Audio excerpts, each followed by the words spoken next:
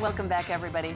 Okay, so by now the kids are back in school and everything is going great. A couple weeks have gone by and that letter comes home from the nurse's office.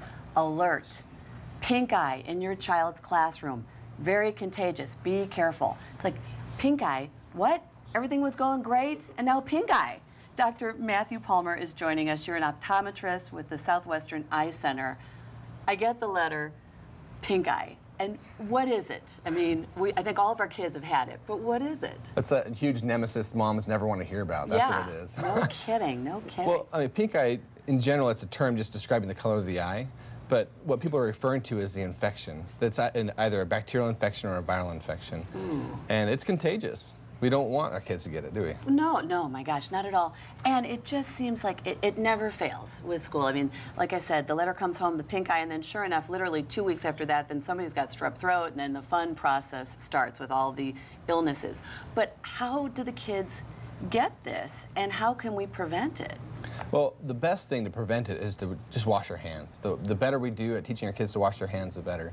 I mean, they're going to be thrown into school where there's just lots more germs than they're usually exposed to. And if we're able to wash our hands more frequently, that'll help keep the germs at school and not coming home to us. In the event that we do have a child that does get pink eye, what do we do? Right, what do we do? Making sure we're washing our hands, cleaning the linens frequently, making sure they're keeping them and the interactions, they're not touching and everything under the sun. Well, and I just keep thinking too, with you know, we try, like you said, the washing the hands and trying to stay as clean as possible, but then you look at all those little hands touching door handles or the desk or maybe the pencil sharpener, and it almost seems like it's inevitable. But now there's also different types of pink eye too, right? Definitely. So pink eye is actually conjunctivitis or inflammation of the conjunctiva. There's viral conjunctivitis, there's bacterial conjunctivitis, and there's typically allergic conjunctivitis. So with the three, the one that you fear the most is the viral. You know, it will have to run its course to some extent, and it's the most contagious, where if you're just if touching some tears and then touching a door handle, that can easily be transferred to another person. Wow, that fast. Yeah, so that one, usually when you look for it, the lids tend to be generally inflamed and swollen, pretty puffy, lot of watery discharge. Okay, well then I'm going to say what happened to my son, and you tell me which one he had. 4 years old, comes downstairs, the eye is swollen, but it's swollen shut. Crusted over? And crusted over. It was like this white, pussy stuff, and the eyelashes were sticking together. I mean, I had never seen anything like this before, and I panicked. Yeah, generally that's going to be a bacterial conjunctivitis, and that's definitely one that's still contagious, not as much so, but much more easily treatable with drops and medication. So whenever you do have kids that wake up crusted shut, then there's enough infection or enough discharge, we want to get you in to see us, to take care of it. So that you said the virus and the bacterial, are there any other kinds at this point? Allergies in general, I mean, that's another big one for kids. When they both have the red, itchy eyes, sometimes the little shiners underneath it.